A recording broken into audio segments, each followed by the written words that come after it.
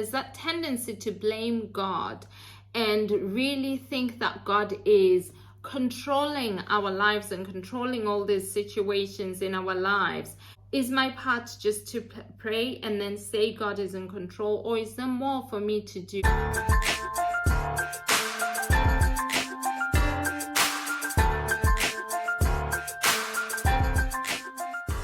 Hello and welcome. It's Rebecca here from Arise and Thrive. So I want to talk to you today about the choices that we make and how God honors those.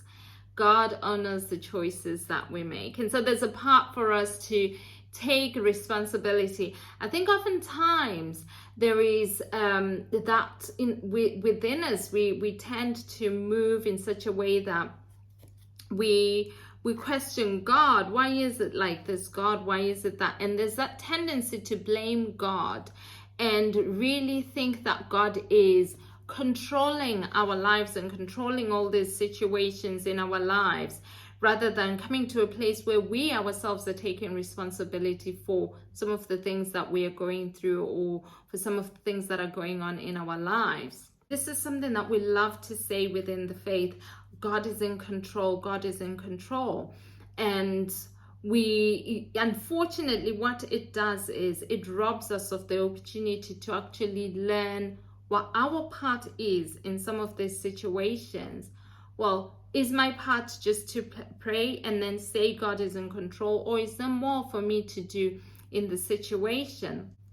So if I'm praying and I can't see my prayers answered, as I did, for instance, when I was praying for children for years, and I just wasn't seeing those prayers answered. But was I moving in alignment with the principles of faith? Was I moving in alignment with the principles of breakthrough? So it's not really generally a question of God controlling the situation. I think that it's that by taking that view, we can sometimes miss what we ourselves are supposed to do in the situation. So for instance, God, for me in particular, I remember when it came to my marriage and I was standing for my marriage, I had a choice. I could have chosen not to stand for it. I could have chosen to walk away from it. And even after praying for it for all that time, I could have still chosen, you know what, I've had enough. I don't want to do this. And at one point, that is where my heart was. Normally what people would say in that situation is, well, I prayed and God didn't do anything, so this must be what he wanted. And normally, that's how people would normally deal with it. And I understood at that point that, wait a minute, I've come into this marriage, and if this marriage is going to fall apart, yes, I've been praying over it, but if it's going to fall apart, I want to understand from God, what does he want?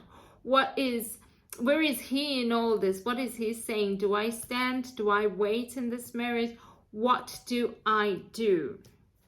And so I realized that I had a responsibility within that. I had a responsibility. I couldn't just take the situation and say God is in control. No, I needed to understand what he was saying and then move in accordance with that, or align myself to that, or choose to go another way. But there was a place where I was responsible. There was a place where what I wanted mattered. And as I went out to God to seek, as I sought him about that and asked him, well, what do you want me? What is your view of this? Where are you in this? And I established where his heart was. Then I aligned myself with that. That was me taking responsibility for what I had to take responsibility for. Unfortunately, we don't always do that. And until we do that, we can't always see the results that we want to see. God will honor our choices. This is something that we have to come to understand. He will honor our choices. For me, when I decided to stand, I literally felt that God had come, that the Holy Spirit literally came and secured me. He came and he secured me in that choice to stand, because the season ahead was going to be tough. There were going to be difficulties, but I had made a decision that, okay, this is where God is. Once I established where he was, this is where God is. That's what I'm going to pursue. That's where I'm going to put myself as well. I wasn't saying God is controlling the situation, God is in control. No, I understood that if God is here, this is where I want to be. And so I made that commitment.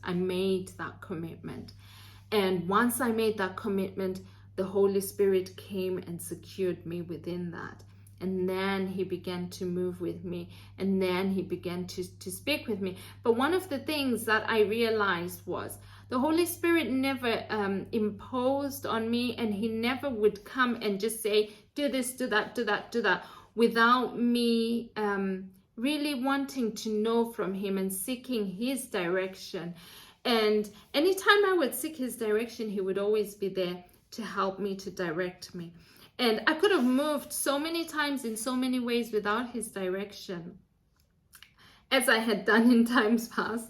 I could have done that. And you know what? God would not have argued with me. He wouldn't have argued with me. And the same is true for you. God will not argue with you. When you make your decision, he will honor it. God honors the decisions that we make, whether he agrees with them or not. He won't argue with us on those. He won't argue with us about those decisions. But he certainly won't, and he certainly won't try to stand in our way and try to stop us. He will honor those decisions even when they are not correct. So we see that with the Israelites. They said, no, we want to go back to Egypt, or at least we want to die in this wilderness. God honored that. That is exactly what happened to them. And he said, because you said you would rather die here, then that's exactly what's going to happen to you. You will die in this wilderness. And that's what happened to them. So the Lord will honor our choices. He will honor our decisions. And when we decide that we're going to align ourselves with him and then listen and move in accordance with his instruction, he will honor that. And we will see mighty things happen and situations change in our lives. So I want you to go back really and reflect on the things perhaps you've given up on in your own life, just like the Israelites did.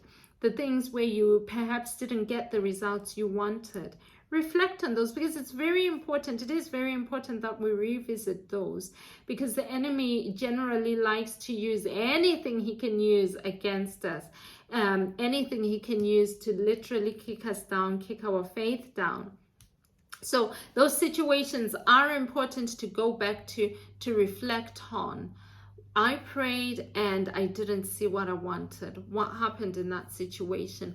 How did I get to that decision? I've had women, for instance, when I was praying for my marriage, I did this journey with several women, and some of them decided to let go for various reasons. They had things going on in their lives, and that was the best thing to do at that time. Some of them just had enough. Some of them out of compassion for the new family that had been created, whether it's through an affair or what have you. But various women made their decisions about what they want, how they wanted to move forward, and God honored those decisions. And then there were others who chose to keep standing no matter what they saw.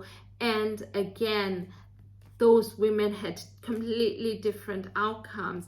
I know that the women certainly who chose to keep standing and trusting God in that situation, the ones I know, all the ones that I was with, their situations turned around. And then others, those who decided to lay it down and were able to move forward in a different direction. But we cannot say that God didn't answer those prayers because they laid it down, or that God didn't have that in his plan for their lives. Whatever their reasons for laying it down, they did express them, but they didn't get what they had prayed for because they came to that decision. And so it's sometimes really just about reflecting what happened. Did you get to a point where you decided to give up? And if so, or where you decided that, you know what, the best thing is to just leave this and move on with my life. If so, that's fine, right? That's fine. But take note that those things are not used against you, because it's something you've once prayed about and trusted God for, and then you came to a decision where you left it. But take note that you don't allow the enemy to use that against you and say, well, God didn't answer that prayer, because he does love to do that. You prayed and your answer didn't come until you gave up. Well, God didn't give you a time frame, but what he did say is the vision is coming, wait for it, though it tarry, wait for it. So reflect on those things, because the enemy does use them. Like I said, he does try to use them against us whenever we try to believe for something, when we're in a new season requiring our faith. Okay, so I hope you found this video helpful. Thank you so much for taking the time to listen. Until the next time, bye bye.